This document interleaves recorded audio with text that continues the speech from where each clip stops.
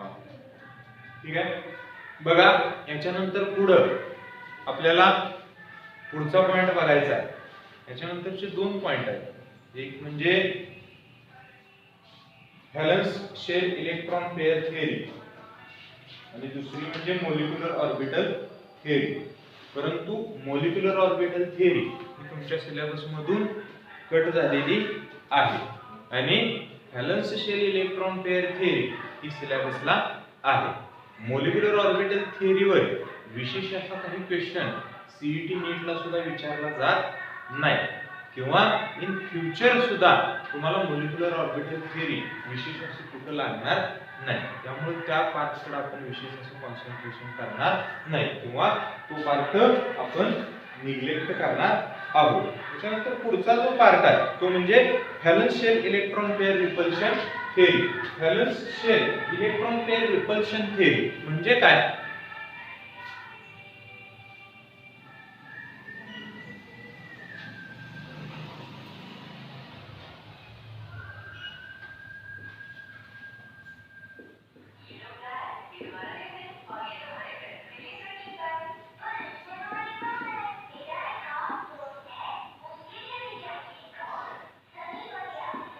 त्यालाच P S E P R असं सुद्धा म्हटलं जातं. PSE P R valence shell electron pair repulsion. ठीक आहे. मग ह्याच्यामध्ये आपण बऱ्याच गोष्टी शिकलेलो आहे. व्हॅलन्स शेल हे बऱ्याच वेळा आपण पाहिलेलं आहे. मग ह्या थिअरीमध्ये काय सांगितलंय तर काही पॉस्टुलेट्स किंवा काही अझम्पशन्स सांगितले. कशाबद्दल? तर इलेक्ट्रॉन पेअर रिपल्शन. कोणाचं इलेक्ट्रॉन पेअर रिपल्शन? तर व्हॅलन्स शेल मध्ये जे इलेक्ट्रॉन्स आहेत त्यांच्या इलेक्ट्रॉन पेअर्स मध्ये कशा पद्धतीने रिपल्शन होतं याच्या संदर्भात त्यांनी काही नियम घालून दिलेले आहेत किंवा काही पॉस्टुलेट्स घालून दिलेली आहेत. तेवढी पॉस्टुलेट्स आपल्याला काय करायचे या थिअरीमध्ये बघायची आहे. ठीक आहे. त्याच्यामध्ये ते पहिल्यांदा काय म्हणतात बघा.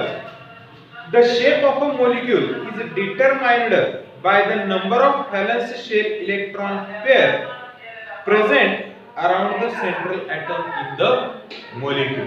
काय म्हणतंय बघा. The shape of the molecule एखाद्या मॉलिक्यूलचा शेप इज डिटरमाइन्ड बाय कोण ठरवतं तर the number of valence shell electron pairs. Valence shell मध्ये आउटर मोस्ट शेल मध्ये किती इलेक्ट्रॉन पेअर्स आहेत किंवा ज्या इलेक्ट्रॉन पेअर्स आहेत त्या इलेक्ट्रॉन पेअर्स काय ठरवतात तर त्या मॉलिक्यूलची जॉमेट्री किंवा त्या मॉलिक्यूलचं स्ट्रक्चर त्या मॉलिक्यूलचा शेप त्या व्हॅलन्स शेल इलेक्ट्रॉन पेअर्स ठरवतात.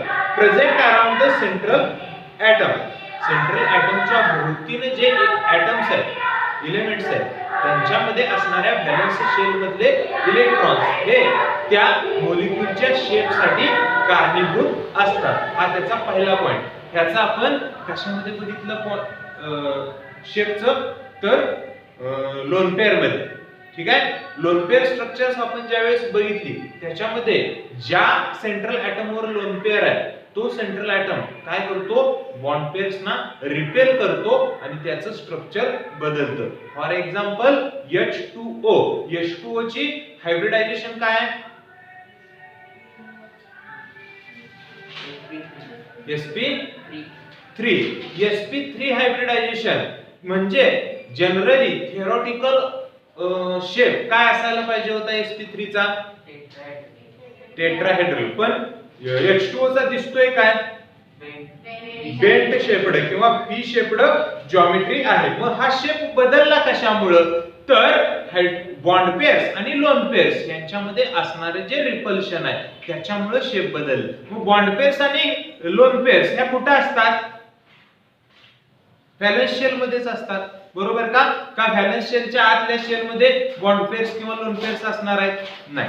ह्या ज्या सगळ्या इलेक्ट्रॉन्स आहेत ते कुठे असतात?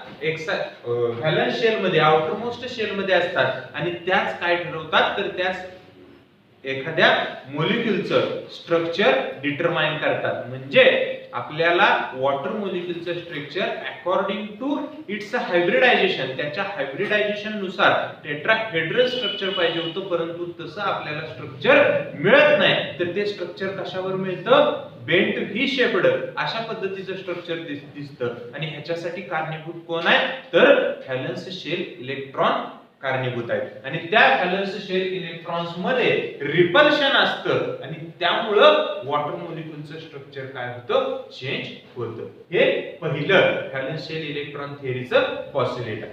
नेक्स्ट पॉस्युलेट मध्ये काय सांगतात बघा. The repulsion between electron pairs decreases the following order. आता रिपल्शन कोणाकोणामध्ये असतं? बॉन्ड पेअर मध्ये पण रिपल्शन असतं, लोन पेअर मध्ये पण रिपल्शन असतं, लोन पेअर मध्ये पण रिपल्शन असतं. मग सगळ्यात जास्त रिपल्शन कोणामध्ये असतं? तर लोन पेअर.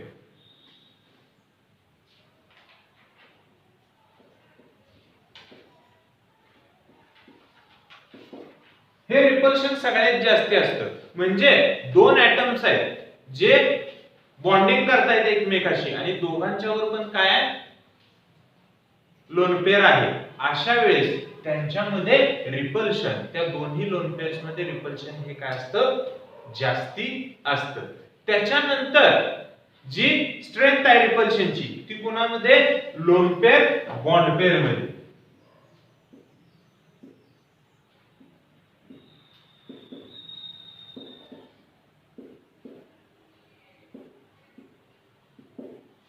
लोन पेअर आणि बॉन्ड पेअर ह्या दोघं जर एकत्र आले तर त्याच्यामध्ये सुद्धा रिपल्शन असतं. आणि सगळ्यात कमी रिपल्शन आपण जनरली बघतो कशामध्ये? बॉन्ड पेअर मध्ये सगळ्यात कमी रिपल्शन असतं. कारण आपण बघितलेलं आहे ज्यावेळेस डबल बॉन्ड तयार होतो त्यावेळेस दोन बॉन्ड पेअर्स एकमेकाच्या जवळ असल्या तरी त्यांच्यामध्ये रिपल्शन एक्स्ट्रा जाणवत नाही आपल्याला. परंतु एक लोन पेअर आणि एक बॉन्ड पेअर एकमेकाच्या शेजारी आले तर ते काय करतात? त्या मॉलिक्यूलचं स्ट्रक्चरच बदलून टाकतात. आणि जर का दोन लोन पेअर एकत्र आल्या तर त्याच्यामध्ये एक्स्ट्रा रिपल्शन असतं. त्यामुळे शक्यतो करून दोन लोन पेअर्स ह्या काय होत नाहीत? एकमेकांच्या जवळ येत नाही. ठीक आहे. लोन पेअर असणारे दोन मॉलिक्यूल्स सहजासहजी एकमेकाशी काय करत नाहीत? बॉन्डिंग करत नाही. कारण दोघांच्या लोन पेअर एकमेकांना काय करतात? रिपेल करतात म्हणजे काय? रिपल्शन, लांब ढकलतात एकमेकापासून. आपल्याला बॉन्डिंग साठी कशाची गरज असते? अट्रॅक्शनची. आणि इथं काय आहे? रिपल्शन आहे. म्हणजे एक्झॅक्ट अपोजिट स्ट्रॅटेजी इथं निर्माण होते, एक्झॅक्ट अपोजिट कंडिशन इथं निर्माण होते लोन पेअर एकत्र आल्यानंतर. त्यामुळं बॉन्डिंग होण्याची शक्यता काय असते? अत्यंत कमी. आणि शक्यतो लोन पेअर मध्ये बॉन्डिंग होतच नाही. ठीक आहे. हे दुसरं पॉसिबल. त्याच्यानंतर the repulsion between electron pairs decreases as the distance and bond angle between them increases. म्हणजे रिपल्शन जे हे डिक्रीज होतं कधी? बॉन्ड लेंथ वाढली म्हणजे दोन लोन पेअर्स किंवा दोन बॉन्ड पेअर्स एकमेकापासून लांब गेल्या तर रिपल्शन साहजिकच कमी होणार आहे. बरोबर आहे. समजा NH3 मध्ये रिपल्शन आपल्याला दिसतंय, बरोबर का? N वर लोन पेअर असते. ठीक आहे. मग ह्याचा बॉन्ड अँगल जर का वाढला किंवा एखादा मॉलिक्यूल नायट्रोजनचा, ठीक आहे, त्याच्यामध्ये बॉन्ड लेंथ जास्त आहे किंवा बॉन्ड अँगल वेगळा, बॉन्ड लेंथ वाढली किंवा अँगल वाढला तर हे जे ऍटम्स आहेत सराउंडेड ऍटम्स हे काय होणार आहे? ह्या लोन पेअर पासून लांब जाणार आहे. आणि जेवढं लांब जाईल तेवढं रिपल्शन काय होणार आहे? कमी होणार आहे. जेवढे जवळ येतील तेवढं रिपल्शन काय होणार आहे? वाढणार. लक्षात. हे तिसरं पॉस्युलेट आहे. काय? तर इफ बॉन्ड लेंथ और bond angle increases strength of repulsion decreases किंवा the repulsion goes on decreasing on increment of the bond length and bond angle. bond angle आणि bond length वाढत गेली की रिपल्शन काय होत जातं? कमी होत जातं. ठीक आहे. आणि शेवटचं त्यांचं पॉस्युलेट आहे when the central atom is surrounded by bonded electron pairs of dissimilar atom or by lone pairs of electrons the geometry of molecule is irregular. काय म्हटलंय बघा, महत्वाचं आहे. When the central atom is surrounded by bonded electron pairs of dissimilar atoms. Central atom जो आहे तो surrounded by dissimilar atoms, वेगवेगळ्या ॲटम्सनी काय झालेला असेल, सराउंड झालेला असेल. इथं सगळे ॲटम्स कसे आहेत, एकसारखे. समजा इथं H आहे, इथं Cl आहे, इथं F आहे. अशा पद्धतीचे डिसिमिलर ॲटम्सनी जर का सेंट्रल ॲटम काय झालेला असेल, सराउंड झालेला असेल, तर त्याच्या शेप मध्ये सुद्धा काय होते, इरेग्युलॅरिटी येते. त्याचा शेप सुद्धा काय होतो, बदलतो. किंवा मोलिक्यूलला विशेष असा शेप राहत नाही. प्रत्येक वेळी तो मोलिक्यूल काय करतो, वेगळं स्ट्रक्चर दाखवतो. कधी, जर का सेंट्रल ॲटमला अटॅच्ड सराउंडेड मोलिक्यूल्स हे वेगवेगळे असतील तर, दोन पेक्षा जास्त असतील तर. आतापर्यंत आपण बरेच स्ट्रक्चर बघितले, त्याच्यामध्ये सेंट्रल ॲटम हा शक्यतो करून 90% वेळा एकाच ॲटमनं काय झालेला आहे, सराउंड झालेला आहे. म्हणजे NH3, SO3, IF7, SF6, कोणताही मोलिक्यूल घेतला तुम्ही तर central item SO2, CO2, H2O, central item हा एका ॲटमनं सराउंड झालेला आहे. पण काही वेळेला काय होतं, दोन वेगवेगळे मोलिक्यूल्स आपल्याला दिसतात. त्याच्यामध्ये आपण एखादं एक्झाम्पल बघितलंय का, तर HCN असेल किंवा HClO4 असेल किंवा H2SO4 असेल. हे जे मोलिक्यूल्स आहेत त्यांच्यामध्ये सेंट्रल ॲटम दोन किंवा दोन पेक्षा जास्ती ॲटमने सराउंड झालेला आहे. परंतु जास्ती 3, 4 किंवा 2 सुद्धा शक्यतो हे ॲटम्स वेगळे असतील सेंट्रल ॲटमच्या भोवतीनं, तर त्याच्या शेप मध्ये ही इरेग्युलॅरिटी आलेली असते. एवढे 4 पॉइंट्स VSEPR ह्या थेरीला अतिशय महत्त्वाचे आहेत. ह्याच्यावर तुम्हाला थेरीला क्वेश्चन विचारला जातो. Write the postulates of valence shell electron pair repulsion theory. ठीक आहे, त्यामुळं हा पॉइंट महत्त्वाचा आहे.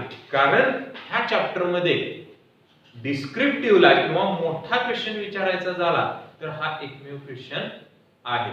Right the postulates of VSEPR theory. कारण आतापर्यंत आपण बघितलं, काय काय बघितलं, डेफिनेशन, स्ट्रक्चर किंवा आता लोन पेअर, बॉन्ड पेअर, सगळ्या छोटे छोटे छोटे पॉइंट बघितले. ठीक आहे, ह्या एकाच पॉइंट मध्ये काय थोडासा डिस्क्रिप्टिव्ह पार्ट आहे. ठीक आहे, घ्या पॉइंटचं नाव टाका, इकडे लक्ष द्या. आपण हा chapter chemical bonding and molecular structure किंवा नुसता केमिकल बॉन्डिंग सुरू केल्यापासून काय काय बघितलं, तर पहिली गोष्ट आपण बघितली ती म्हणजे केमिकल बॉन्डची डेफिनेशन. बरोबर का, केमिकल बॉन्ड म्हणजे काय हे बघितलं. त्यानंतर टाइप्स ऑफ केमिकल बॉन्ड बघितले. ठीक आहे, टाइप्स ऑफ केमिकल बॉन्ड मध्ये आपण किती बॉन्ड बघितले, 5 बॉन्ड बघितले. ठीक आहे, पहिला इलेक्ट्रोव्हॅलेंट और ionic bond, the bond which is formed by complete transfer of a electron. एखादा इलेक्ट्रॉन कंप्लीट ट्रान्सफर झाला एखाद्या ॲटम कडून दुसऱ्या ॲटम कडे, तर त्याच्यामध्ये काय होतं, आयन फॉर्मेशन होतं. जो ॲटम इलेक्ट्रॉन दुसऱ्याला देतो त्याच्यावर कॅटायन किंवा पॉझिटिव्ह चार्ज येतो, त्याला आपण इलेक्ट्रो पॉझिटिव्ह ॲटम म्हणतो. आणि जो ॲटम इलेक्ट्रॉन घेतो एनायन, त्याला आपण इलेक्ट्रो निगेटिव्ह ॲटम म्हणतो. आणि ह्यांच्यामध्ये जो बॉन्ड प्रिपेअर होतो त्याला काय म्हटलं जातं, आयनिक बॉन्ड किंवा इलेक्ट्रोव्हॅलेंट बॉन्ड असं म्हटलं जातं. त्याच्यानंतर दुसरा टाइप होता तो म्हणजे covalent bond. Covalent bond is the bond which is formed due to sharing of electrons by both atoms. दोन्ही ॲटमनी बॉन्ड फॉर्मेशन साठी लागणाऱ्या 2 इलेक्ट्रॉन पैकी एक एक इलेक्ट्रॉन शेअर केलेला असेल तर त्या शेअरिंग मधून जो बॉन्ड तयार झालेला असतो त्याला काय म्हटलं जातं? Covalent bond. त्याच्यानंतर coordinate bond. The bond formed between two atoms by the sharing of both electrons by one atom. एकाच ऍटमनं बॉन्ड फॉर्मेशन साठी लागणारे दोन्ही इलेक्ट्रॉन शेअर केलेले असतील, but that shares equally by both atoms, परंतु ते दोघ जण समान त्याच्यामध्ये भागीदारी शेअरिंग दाखवत असतील तर त्या बॉन्डला काय म्हटलं जातं? Covalent bond, sorry coordinate bond असं म्हटलं जातं. कोऑर्डिनेट बॉन्ड मध्ये परत आपण दोन प्रकार बघितले. कुठले कुठले?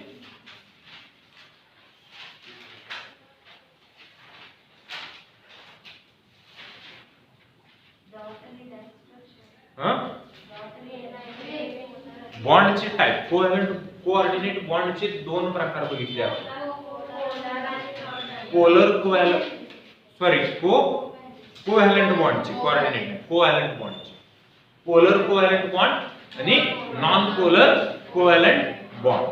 पोलर कोव्हॅलंट बॉन्ड मध्ये काय होतं तर if the electronegativity between both bonding atom is different, then more electronegative atom attracts the shared pair of electron towards itself and gets partial positive charge or negative charge, negative charge, and another atom gets partial positive charge. This phenomena is called as a किंवा this bond is called as a polar covalent bond. Non polar covalent bond मध्ये काय असतं? दोघांची electronegativity same असते, त्यामुळं काय होतं तर शेअर्ड इलेक्ट्रॉन पेअर आहे तिथं राहते. ठीक आहे. त्याच्यानंतर पुढे काय बघितलं?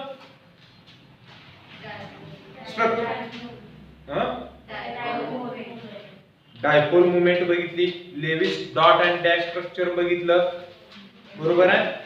त्याच्यानंतर रेझोनन्स फिनॉमेना एक बघितला, बरोबर आहे. रेझोनन्स फिनॉमेना मध्ये दोन स्ट्रक्चर्स बघितले, त्याच्यामधलं एक महत्त्वाचं स्ट्रक्चर कोणाचं आहे?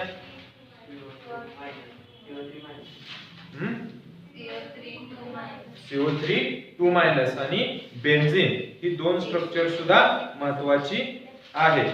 ठीक आहे. त्याच्यानंतर आपण हायड्रोजन बॉन्ड बघितला. ठीक आहे. एवढं सगळं आपण ह्याच्यामध्ये बघितलेलं आहे. आता शेवटचा पॉइंट तुम्ही म्हणाल वंडरवॉल्स फोर्सेस, ह्याचा विशेष असा काही रोल केमिकल बॉन्डिंग मध्ये येत नाही.